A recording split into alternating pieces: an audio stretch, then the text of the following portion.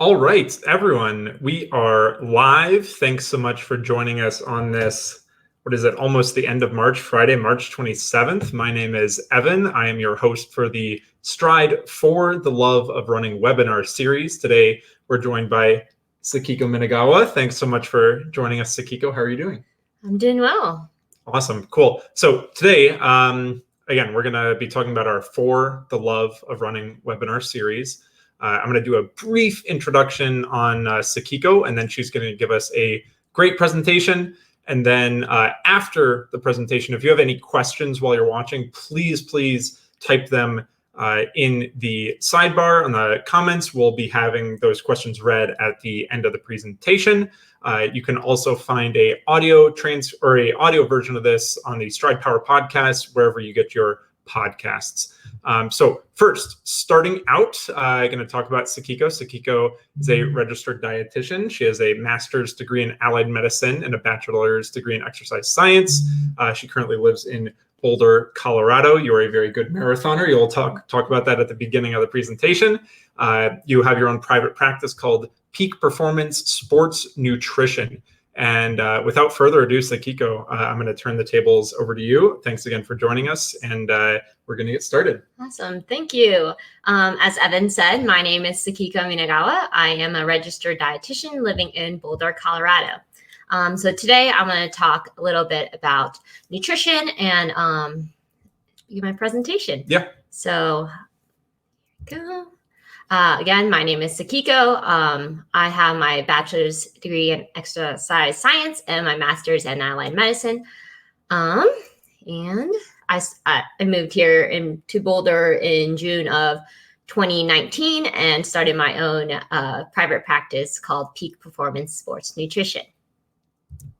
And so, yes, I am a Stryd athlete. I have used Stryd for both my marathons that I've run. I ran at the 2018 California International Marathon and qualified for the Olympic trials, and then ran again using the Stryd for the 2020 US Marathon Olympic trials. And how did that go for you? That went really well, thanks to Evan and his guidance on my power targets. And I was able to hit my power targets and run at my potential. Yeah, and you had a pretty hilly and windy day in Atlanta, and we talked about your data.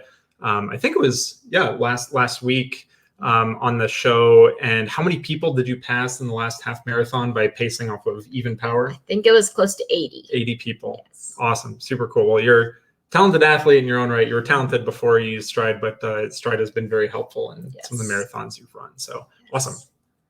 Right. And so just a quick overview of what is a registered dietitian nutritionist. Anyone is a nutritionist. I'm trying to figure out how to say this.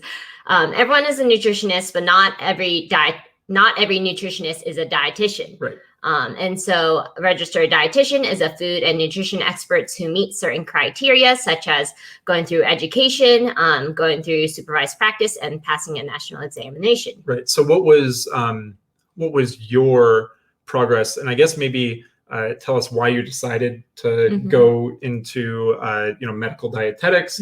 What did you have to do in terms of education, practice, and then examination? And so I think it was my junior year of undergrad as I competed for the Ohio State University on the cross country and track and field team. I realized that nutrition played a big role and helped me realize that, hey, nutrition is important for sports performance. And so I decided, hey, I want to go into this and in the future help other athletes and individuals with nutrition for their goals. And in terms of education, I did my master's at Ohio State. It was a 3-year program. First year was education, going through all the coursework. And then the second year was doing supervised practice. I interned at various locations, including hospitals, long-term care, community health, public health, and as well as school in schools as well. And then I took my took an exam as soon as I believe it was like a month after I graduated, and passed and became a registered dietitian. Awesome. And so, like you mentioned at the beginning of this point here, I can call myself a nutritionist, but I cannot call myself a dietitian. You can call yourself a nutritionist, but also dietitian. Nutritionist might be somebody that can just give nutrition advice, but there's, as you'll talk about a little bit later, there are certain states that require licensure to actually give like medical diet advice. Yes, that is correct. Every state has different rules and laws of who, if whether or not you need a licensure for the state to provide medical nutrition therapy. Awesome. So you've gone through a lot of schooling, 7 years total of schooling to be able to call yourself a dietitian. Yes. Awesome. And so again, dietitians can work in a wide variety of settings. We can work in healthcare, education, research, as well as private practice. Again, so now I want to talk about why nutrition is important and how you can use that as an advantage in this current situation. I know most of the listeners are athletes, and we exercise, but we also know that sleep, as well as stress management and nutrition, is a key component to health and sports performance. And again, during this time, we want to make sure we eat healthy to support our immune system. And so some of you might be thinking, when do I eat? How much do I eat? And what do I eat? I want to give just a general guideline and recommendations for that. Yep. And so when to eat, I suggest a small, frequent snacks and meals. Again, most of us are now working from home. And so our regular schedule is disrupted. And when in the past, our work schedule kind of determined when we eat. Now we have to figure out, okay, we're working from home and how to establish a good eating pattern. And so again, small frequent meals doesn't mean every 30 minutes, but maybe every 3 to 4 hours. And making sure we separate work from mealtime so that we're not distracted, we're not eating out of boredom, or we're not eating out of stress either. And then how much to eat. This all depends. It depends on your age, gender, as well as physical activity level. When we work during this time, some people might be exercising less because we are staying at home, or some people might be exercising more because, again, we have the time now and we need to relieve our stress in some ways. So again, how much to eat depends on you and your physical activity and a lot of different factors. And then what to eat. And this is what I want to talk about in the next few slides about following the healthy eating pattern recommendations. So what is a healthy eating pattern? And so I took this information from the 2015-2020 USDA Dietary Guidelines for Americans. And again, I know not everyone listening is currently living in the US, but I think this is a really good, just general guideline and recommendations that a lot of people can take good information from. So there are 6 key components that I want to point out. It's vegetables, focusing on all of the subgroups, including dark green, red, and orange, beans and peas, starchy, and other. And then fruits, especially whole fruits, grains, and the recommendation is to make half of it whole grain. And next, it's fat-free, low-fat dairy, including milk, yogurt, cheese, and as well as soy beverages as well. And then 5th, it's the protein, focusing on a variety of protein, including seafood, lean meats, poultry, eggs, legumes, and nuts, seeds, and soy. And then last, 6th one is oils. Again, focusing on the healthy fats, such as monounsaturated and polyunsaturated fat. Okay, and so I wanted to give a general grocery list for that follow this healthy eating pattern, as we want to kind of minimize the amount of person-to-person contact. I have some ideas and suggestions for maybe long shelf life food items that you can kind of bulk buy and keep in your pantry. And so again, vegetables, it's okay to have frozen or canned items as well, because again, it has long shelf life. And sometimes some of these items have just the same or even more nutritional content as the fresh vegetables. What's a example of something that might be like canned or frozen that actually is like better in that form versus like just buying like that whole vegetable? Yeah, I'd say, although tomatoes, it could be a fruit, but I'd say tomato is a good example of fresh versus canned, and how canned tomatoes can have higher nutritional content than a fresh tomato. But now, okay, I want to go through each subgroup. The dark greens, examples are spinach, kale, romaine. Red and orange vegetables, including bell peppers and carrots. Legumes, including black beans, garbanzo beans, kidney beans, and lentils. Again, you can buy these dried as well, and cook those up too. Then starchy, including potatoes and sweet potato, and then an example is cauliflower. What are, so people might see garbanzo beans, that's also known by a slightly different name if you see it on a shelf, right? They're also known as chickpeas. Ah, I see. Awesome. Okay. Next, I want to talk about fruits. Again, fresh, frozen, dried, or canned is an option. Examples of fruits are apples, bananas, oranges. If you buy a lot of bananas and if you don't eat it in time and they become really ripe, you can also freeze them. They make great banana popsicles. You can buy frozen or fresh blueberries, strawberries, or raspberries. They go great in smoothies. But I do want to make note that dried and canned options, they are good options. However, dried fruit tends to be nutrient dense, higher in calorie and sugar, so making sure to eat in moderation. And then canned fruits are often packed in syrup, so try to find the ones that says in 100% fruit juice. Awesome. Next, I'm going to talk about grains. Again, the recommendations are making half whole grains. So examples are for rice, including brown rice. Pasta includes whole wheat, quinoa, brown rice pasta.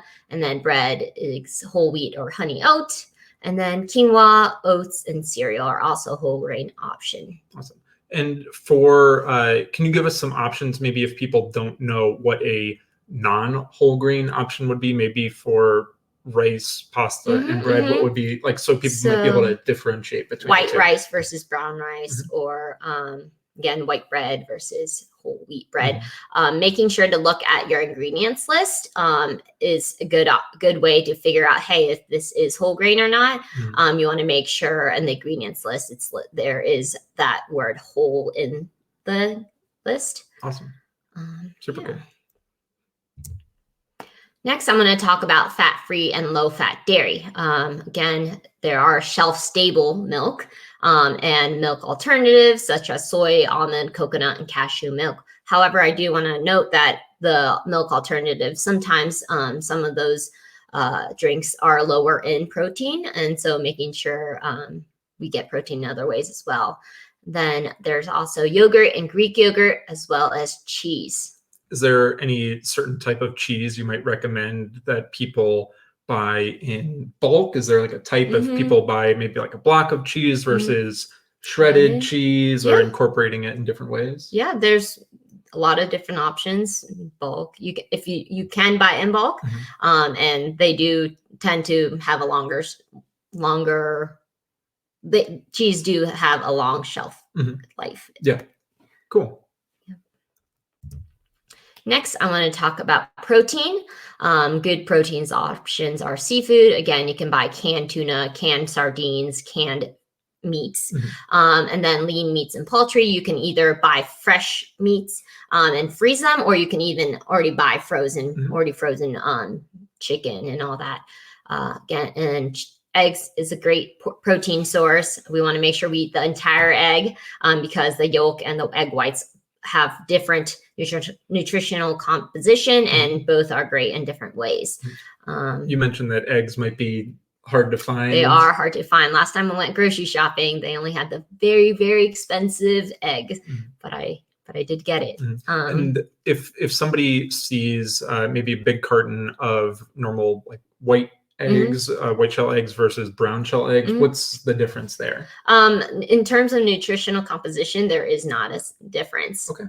And then again, beans and peas are also good sources of protein, nuts and seeds, as well as soy, such as tofu and edamame. You can find edamame in the frozen section, and making sure you eat the pods, not the shell. Right. I think some people, if it was their first experience eating edamame, they might have clamped down on the outside instead of just eating the stuff. It is not a sugar snap pea. Right. But you can find those frozen, and that's just as fine with like fresh versions as well. There are also dry roasted versions too. That makes a great snack. Awesome. Next, I'm going to talk about oils, including olive, canola, safflower, sunflower, as well as peanut oils. They are also found in food such as nuts and seeds, seafood, and again, avocados. Cool. Is there a type of oil that you might recommend? So you mentioned you can have it in a solid food versus adding it in. So if somebody has a salad, they might add in like a type of oil. Is there a preference just for like ease of addition into your diet from a certain type of oil? If maybe avocados are a little bit too expensive or out of somebody's price range, or somebody might not like seafood as much? No, all these are great sources of oils. The liquid versus oils are fats. There are liquid fat as well as solid fat, including like butter and all that. But the liquid fats tend to have the higher, healthier fats, including monounsaturated and polyunsaturated. So having the liquid form is a great idea. And is there a type of like seed or nut that's very cost effective right now? Somebody might want to buy in bulk. I know sometimes almonds or cashews are more expensive than peanuts. Yes. Is the nutritional content the same between them in terms of like the oil benefit? No, I'd say, different foods have different benefits. So I guess in the end, it's what you like, and making sure you eat something you like, not because it's best if it's something you like and it's healthy. Right. As long as you're incorporating something out of this type of list. Cool. So here, I wanted to give a sample meal idea. So we've talked about each of the components of a healthy eating pattern. I wanted to give an example that highlights all these six healthy eating pattern in a meal. And so the example I have here is scrambled eggs with toast. This includes 1 slice of 100% whole wheat bread. Scrambled eggs is made out of 2 eggs, spinach, red bell pepper, scallions, and olive oil. And then I also have 1 banana and 1 cup of 1% milk. Evan, where is my vegetables in this meal? All right, the pressure's on me. If I had to use the information that I gathered from some of the previous stuff you've talked about, I'd probably say spinach, red bell pepper, and scallions were going to be the vegetables. That is correct. Evan, where is my fruit? I would say the banana would be a fruit. Awesome. What's another option for fruit if you didn't like bananas? Yeah. Personally, bananas are a little bit harder on my stomach, and I used to not like them as a kid. But for me, I could probably imagine maybe having an apple as a substitute, or having like a cup of berries, like strawberries, blueberries, raspberries, like you mentioned. I like buying frozen berries because I find that the fresh ones go very, very quickly, probably before I can eat all of them before they're start to mold. And so something like berries would be a substitute I could imagine as well. That's great. What is an example of grain? Grain, I would say the 100% whole wheat bread would be the option for the grain. That is correct. How about where is my dairy? In this example, I'd say 1 cup of 1% milk would be the dairy example. That is correct. What is an alternative? If you're like me and you don't drink milk, I could substitute soy milk or almond milk, but also maybe something like if you like cheese, you could add cheese on the scrambled egg. Yes, that's as well. A good example. So. Where is my protein? Protein, eggs. I'm a big fan of eggs. I don't scramble mine, but I'll incorporate them in other stuff. But 2 eggs would be good. How many grams of protein is that for 2 eggs? I I think there is 6 grams of protein per egg, so that it will be 12 grams. 12 grams. Awesome. And that's a good starter, just in one meal. There is some protein as well in milk. In milk. I didn't highlight that, but yes.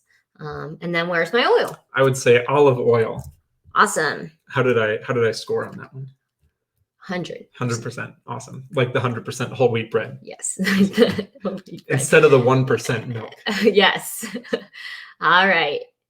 And so the USDA guidelines also highlight some items to limit, such as saturated fat, trans fat, added sugar, and sodium. And so here are the recommendations. The recommendation for added sugar is less than 10% of calories per day from added sugar. And so 10%, what does that mean? For example, if you consume a 2,500 calorie diet per day, that is about 63 grams of added sugar. Mm-hmm. And this is something that people can find on like a food label, or if they track via an app, they can see added sugars. Depends on what you use to track. But in the US, they have changed the food label so that by 2021, I believe, all food labels need to list the added sugar. So there's sugar, because you can find sugar in natural food items, such as milk. There is sugar already in there. But then if, say, chocolate milk, but you have to add, most chocolate milks add additional sugar. So those will be counted as the added sugar. So, and then again, saturated fat, less than 10% of calories per day from saturated fat. Again, the example of 2,500 calories, that is about 28 grams of saturated fat.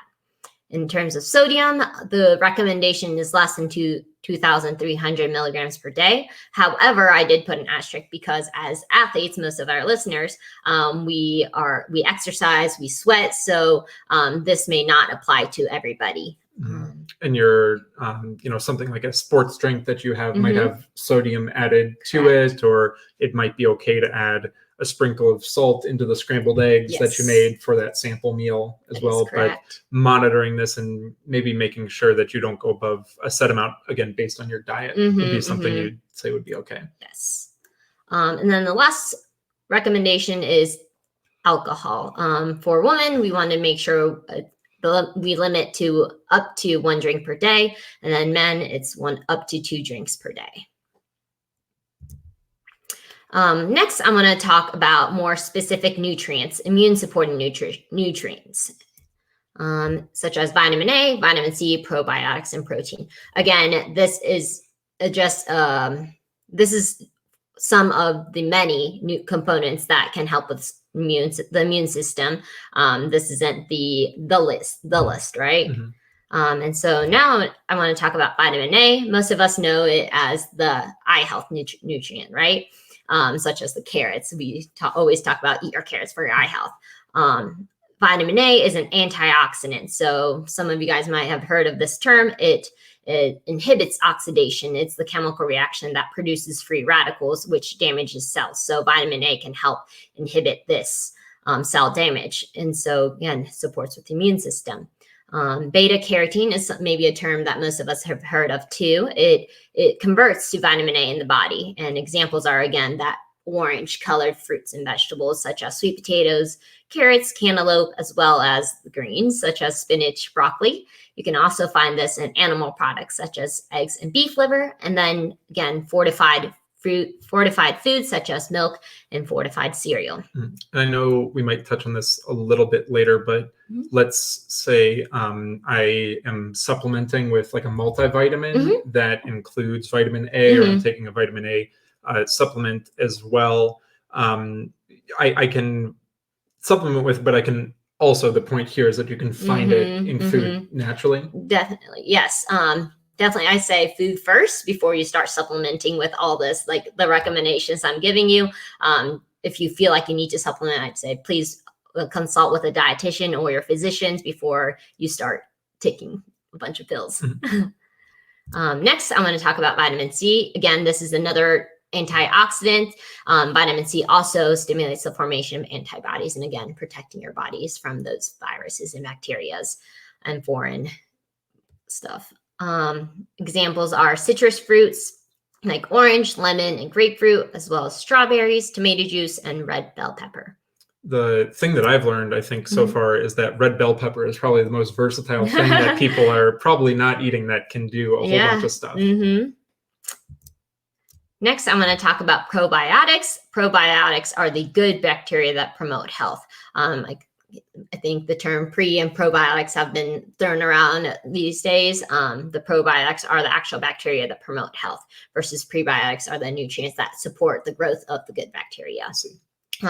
You can find probiotics in dairy products such as yogurt and kefir, and fermented foods such as pickles, kombucha, kimchi, and miso. Cool. How would you maybe, if somebody maybe has heard of prebiotics and probiotics, but their diet doesn't necessarily include something like fermented foods, is there a kind of easy thing to add in rather than like chugging one kombucha a week, or what are maybe ways that somebody could add in like a probiotic into their diet without maybe trying too hard? I don't know if I'm understanding that right. So maybe just something on this list, adding in a type of fermented food would be okay. Pickles with your sandwich. Miso, you can make miso soup, so you're not just taking a spoonful of miso. Does something like a milk substitute yogurt have probiotics in it still? Some are, I believe. Awesome. Some do. Cool.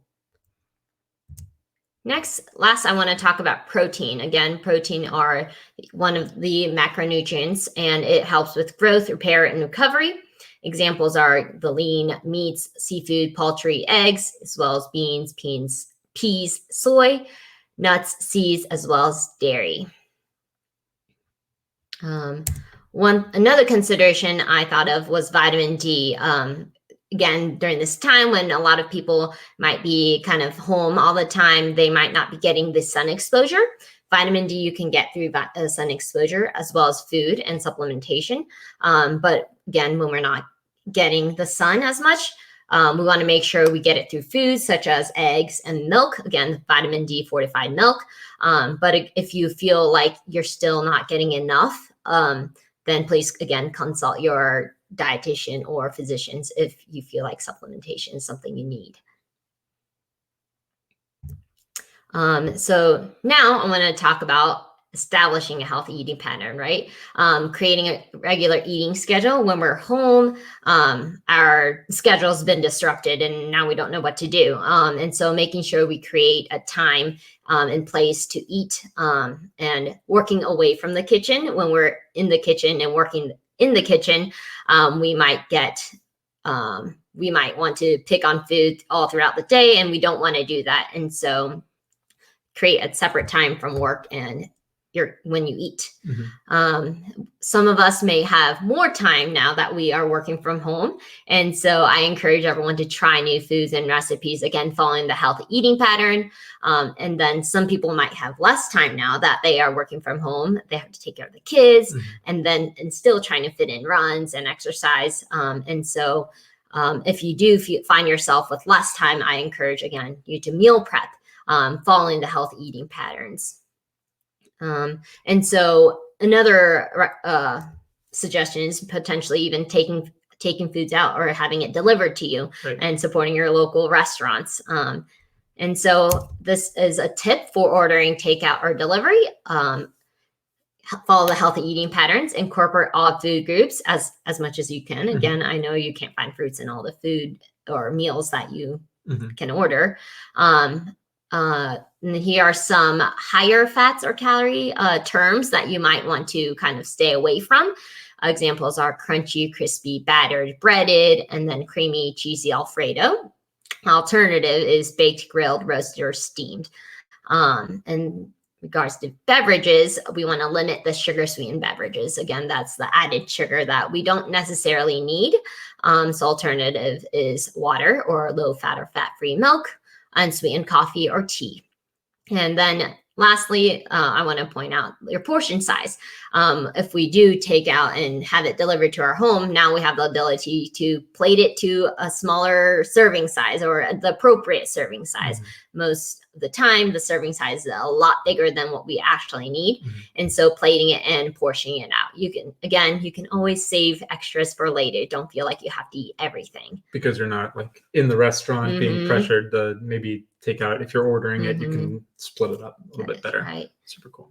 And then let's say somebody says, oh, this is a great guide. Where can they find like a more expansive version of this type of list? So I got this through eatright.org. It is a great resource for food and nutrition recommendations. And again, if you want to know more about this, I encourage you to look at that website. Great.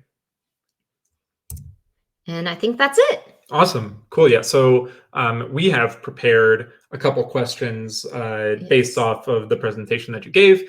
And then we'll also be taking listener questions as well. So I will leave that slide up, and I will, it looks like we've had quite a few, and Gus, producer Gus says, please jump to viewer questions first. So we will definitely do that.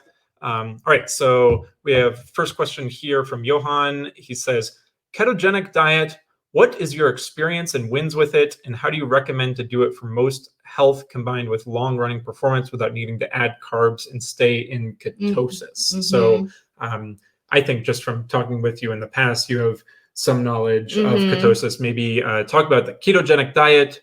Do you have any experiences and wins with it, and how do you recommend adding it in for health combined with long-running performance? So the ketogenic diet, for those that don't know it, it is the high-fat, low-carb diet.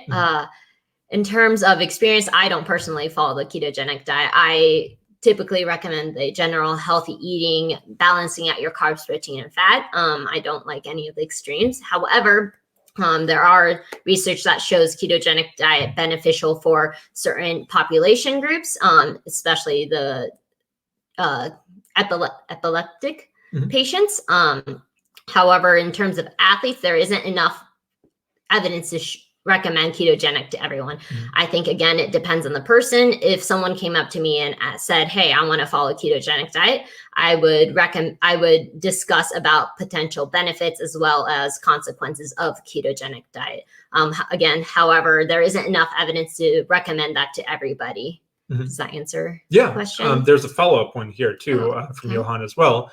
How do you measure the level of fat burn currently to be able to track level of fat burn over time, to follow up on improvements, more long-run power available through higher and higher fat burn? So I think you have some experience collecting data like this. Yeah, measuring level of fat burn. So through respiratory quotient, amount of the volume of carbon dioxide expired versus oxygen inspired, you can determine what kinds of fuel you're using at that time.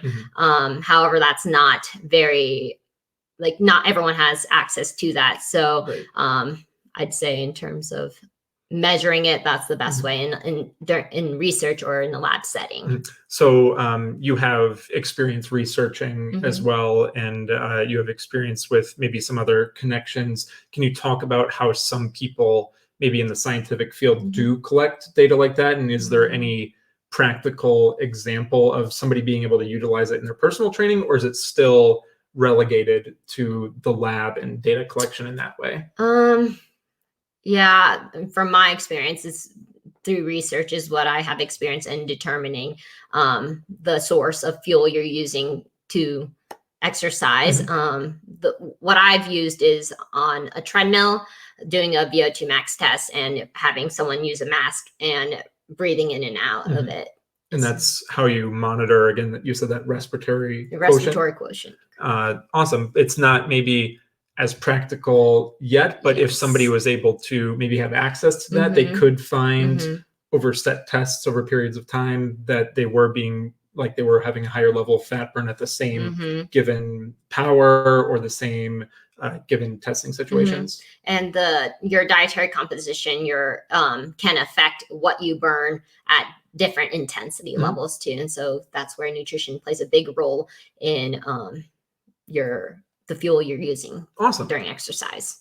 Christoph has a question here saying, is there an impact of when I eat carbs? So maybe we could talk about this from a non-athletic and an also athletic component. So is there an impact of when somebody eats carbs? So in terms of when I eat carbs, so for example, maybe during race or training, so you want to make sure you eat carbohydrate with if you are exercising for greater than 60 minutes, because that's when the stored carbohydrate source is depleted. Again, this is in general, it depends on the person. And so it is recommended that you do eat carbohydrate. That is the main source of fuel during exercise. So when you do refuel your body with carbohydrate, that does impact your performance and help in a positive way. Awesome. What about somebody, maybe this follows the same kind of question of, I've heard maybe I shouldn't eat carbohydrates close to going to bed. Is there timing in relative? Is there like any research to show that that's bad or good? Again, depends on the person. However, I usually recommend my clients to eat something before they go to bed because,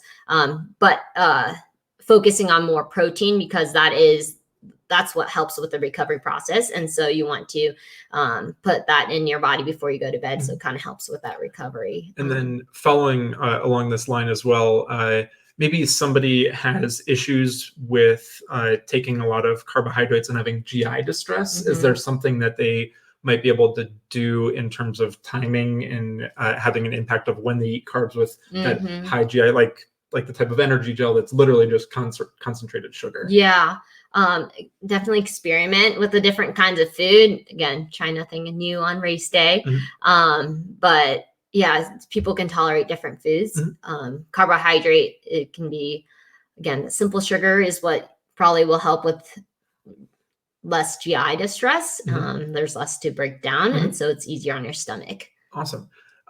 So Christian has a follow-up question on this, saying, can you speak on race day nutrition, how to optimize calorie intake so in the last few miles of a marathon, one doesn't bottom out? I think this is a huge concern, and it's, I think, something you've mentioned in the past of all it takes is one bad race day experience. That race day, all the preparation that you've done, you fueled properly, but then all of a sudden come, 30K or 18 miles into a race, you just have stomach problems. And that maybe will drive somebody to sort of seek out stuff like this. But you speak on race day nutrition, maybe for yourself, but then a general optimization. In terms of race day nutrition, you definitely have to practice. So for example, for me, I practice during my long runs and making sure to take in nutrition throughout my run so that I can train my gut so that it won't get upset during race day. Again, it depends on the person of how much carbohydrate you need. But having a general guideline is taking some gel I did every 3 miles, I think. Every 3 miles, just half a gel. And so again, I'm sorry, but it's very dependent on the person of how much and how frequently to take. What about for your training block leading up to the Olympic trials, and then actually during the Olympic trials, what was the type of nutrition and fluids or gels that you used before? And then I know you're very big on post-run recovery. So maybe what does that look like? Yeah. In terms of race day, I guess before, during, after. How about during actual preparation, like during your training? What type of nutrition did you use? So I used the Martin gels. I did both the caffeine and non-caffeinated version. And I think for my longest run, I think I did a 25 miler and took gel every 3 miles, or took half of the Martin gel every 3 miles.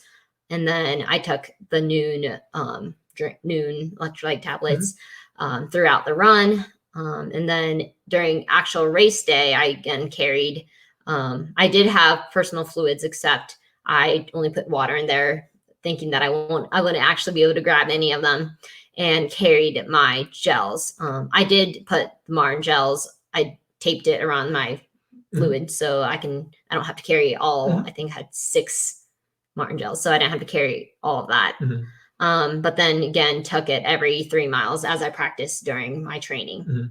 And it was something that it was the exact same type of nutrition that you used as well during training for months leading up to race day. And then what about, let's say you finished your longest run during training, that was 25 miles.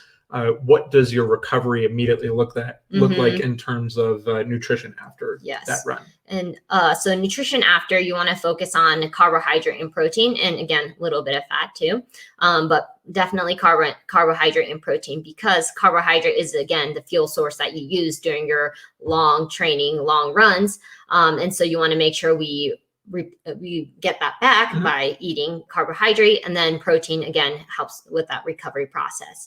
And so an example is maybe right after my run, I would have a little protein shake, and then immediately when I come back, I would make myself like some, again, scrambled eggs and toast.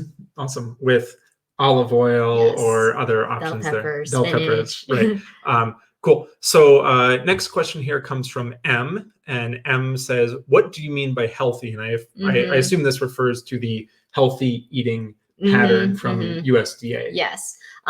And again, healthy is a very general term. Healthy is different for everyone too. In terms of my clients, when I do counsel, healthy is, again, where are you at now? If healthy means you go to Chipotle 5 days a week, maybe it means bringing that back to 3 days a week, or I mean making sure to choose the right foods, because there are healthy foods at, say, Chipotle or anywhere you go out to eat. And so again, following that health eating pattern, and healthy is, again, it's all individual. Awesome. Follow-up question here, getting rid of those extra kilos. When in the training cycle would you start? So to start trying to focus on losing a little bit of weight during the training cycle. Also, what type of workouts may work best if you're trying to focus on losing weight, if that is the primary focus? In terms of, let's see, when in training cycle would you start? So let's say I have a 16-week marathon block. Maybe I want to be to a race weight that is 5 kilograms, so about 10 pounds lower than I am right now. When would you recommend, if a client said that they wanted to lose about 10 pounds by race day? The recommendation is to, if you do want to lose weight, no more than half a pound to 1.5 pounds per week. And so, yes, we got to make sure our goal isn't to lose 10 pounds in 3 weeks. That's not realistic. You're pretty much you're losing water, right? So we want to make sure we have a realistic time frame.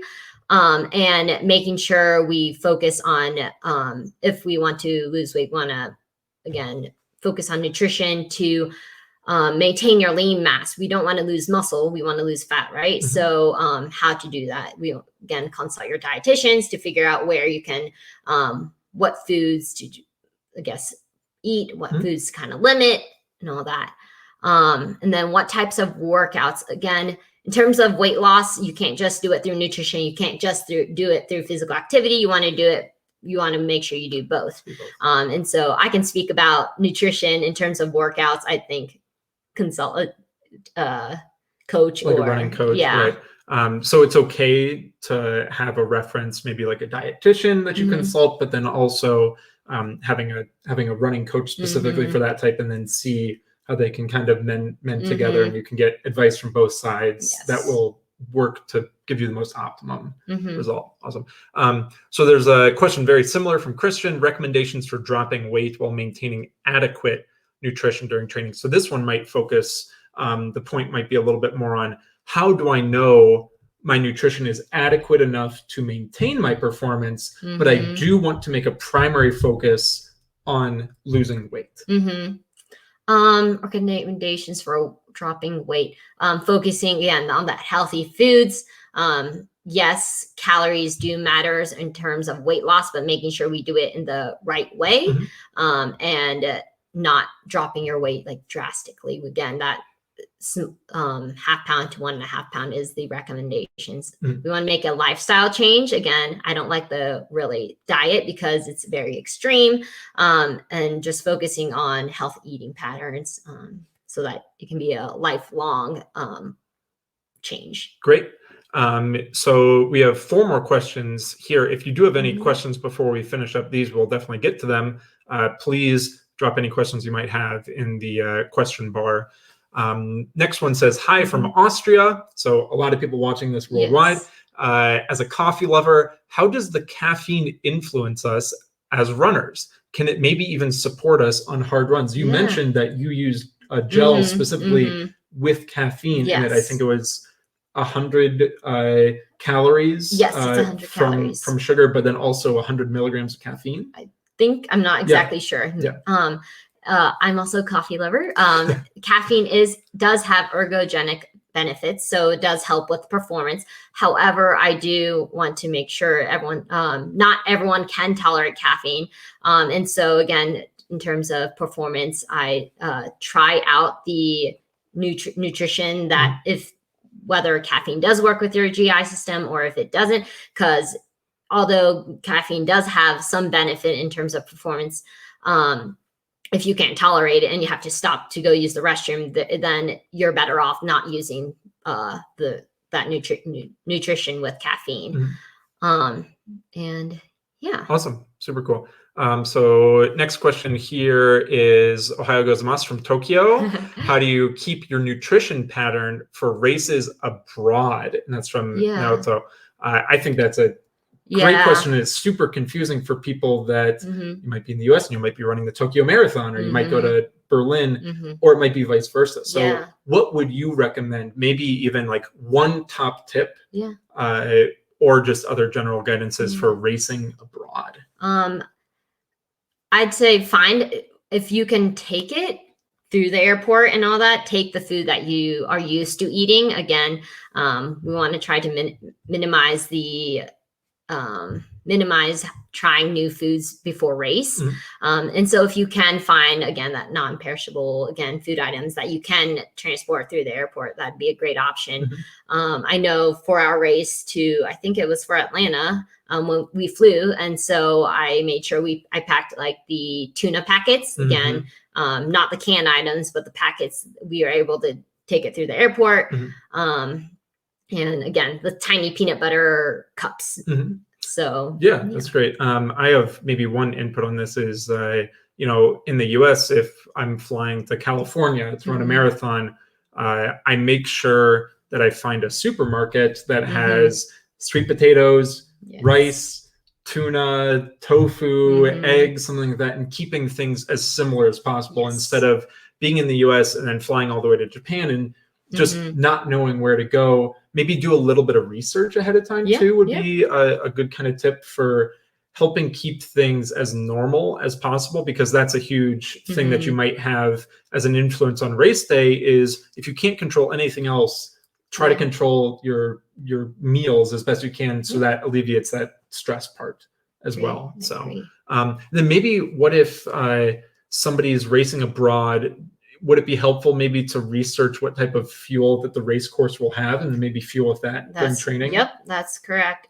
Most races do tell you what gel or fluid that they're providing. And so if that is something that you plan to take, making sure to find that item and trying it out before you just randomly take it and not sure what you just drank or tasted. Awesome. All right, next question here is from Paul, and he says, what's best for very early morning starts before a swim or a run? Fasted, so not eating anything. If not fasted, how do I avoid GI issues during exercise? So I think it's 2 points. Is it okay to do fasted training in the morning for certain types of training? And then also, if you're not going to be fasted, how would you avoid GI issues during your workout? I do recommend having something, even if it's something really small, before your exercise, swim, runs. Again, that simple carbohydrate. You can be, again, half a banana. Having something is better than nothing. And to avoid gastric issues, again, you can train your GI system. And so maybe it's this week you try a quarter of a banana before you go out and run or swim. But then next, you'll maybe be able to build up to a whole banana. And so, that's what my recommendation will be. Again, you can also take like Gatorade. Mm-hmm. Maybe you can't tolerate solid food. However, maybe throughout your swim, you can grab a drink of Gatorade, which has some calorie and to support you for your exercise. Yeah. I have one kind of follow-up on this is I've heard of branch chain amino acids, so BCAAs, being targeted specifically for people that are doing fasted training, maybe like weight training in the morning or doing a higher intense thing. Is there any merit to taking BCAAs, or what is your opinion on those? There are some research that shows that the branch chain amino acid do help with repair and that muscle recovery. But again, I typically like to recommend food first before we start supplementing. Totally. Awesome. So yeah, follow-up question exactly like this one. What do you think of fasting before exercising in the morning? Yeah. Maybe the spin on this one would be, do you have to do anything on the other end of your training? So afterwards, should you fuel more? Should you fuel to your normal amount in your, maybe your breakfast or your first meal after that fasted training? If you do fasted training in the morning. In terms of fasted training, again, I do like to recommend eating something, again, even if it's a little bit before your training, because again, that carbohydrate is the main source of fuel before exercise. So we want to make sure we fuel our body to let it run or exercise to your potential. Awesome. And if somebody is maybe wanting to experiment in fasted training, but they normally fuel how you say they are, what would maybe be a realistic progression they could make if they maybe want to start with 1 day a week of not eating something before a light morning activity? What would maybe be something you could recommend in terms of progression there? I think if you were to, definitely don't go all out, make small changes and making sure you adapt to it. Awesome. This question is from Jim. What type of protein would you recommend before bedtime? So I've heard that, whey protein is big, or maybe there's casein. I know there are some different points, but what type of protein would you recommend? Honestly, it's really protein that you can tolerate, making sure your GI system is okay with it, because some people can't tolerate certain proteins.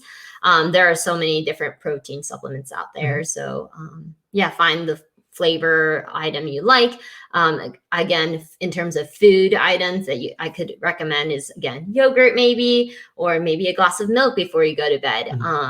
It's a good example of real food protein before bedtime. How close would you say before, turning off the light and going to bed, would you say would be okay for timing? Should I chug a glass of milk and then sprint into bed and jump into bed, or should I leave some time there? Well, first, again, it also depends on when your meal before that is. Say some people eat dinner at, say, 10 p.m. and they go to bed at 10:30. I don't want you to eat dinner and then, I got to eat something and chug another milk or something like 15 minutes before. So it really depends on what time your dinner was. But again, making sure, I'd say my recommendations are making sure we eat something every 3 to 4 hours.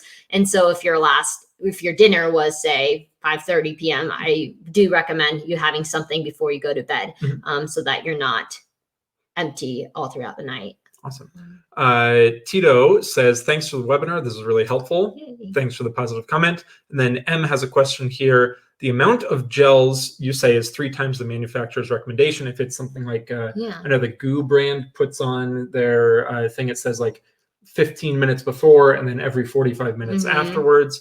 Let's assume every 3 miles is 8 gels per race, depending on your ability. 400 grams is massive. What's your take on the recommendation? Before you answer, I can give a specific example from me.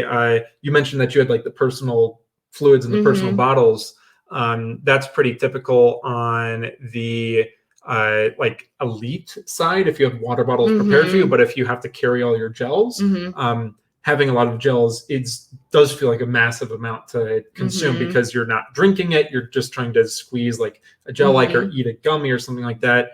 In some of the marathons I've run, I've been able to get 650 to 700 calories during the whole race because I'm using a fluid that's really, really dense in terms of calories, but it tends to sit okay. But if it is a concern for being able to stomach 8 gels per race, how would you maybe recommend somebody not taking a gel every 20 minutes and instead 45 minutes? Yeah. Again, it depends on the duration of your activity as well as intensity too. Right. So again, say someone's running a 3-hour marathon at very intense, or someone's running a 6-hour marathon, it's still at their intensity. The maximum intensity. Yes. Yeah. And so again, 3 gels every 3 miles, it may not be the right recommendation for someone else. Right. It might be too much, it might be too little. And so what is your take on the recommendations? Again, it really depends on the person of how much you can, how much is optimal, right. And how much you can actually tolerate. Right. Awesome. We have one question here from the Stryd team before we answer one last listener question here, talking about, let's see, what's your pick? Which one out of these 4 topics would you like to address?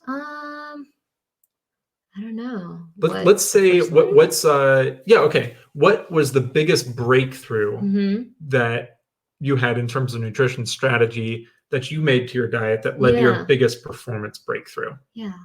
I think there are a couple points that I can point out. Going from collegiate running up to like 10K and now to, again, transitioning to that longer half marathon, the change, something that helped is, again, learning to fuel during my runs. That's not something that I did as a collegiate athlete, and now incorporating nutrition throughout the actual training has helped me tremendously. Besides training, I think meal prepping has helped a lot.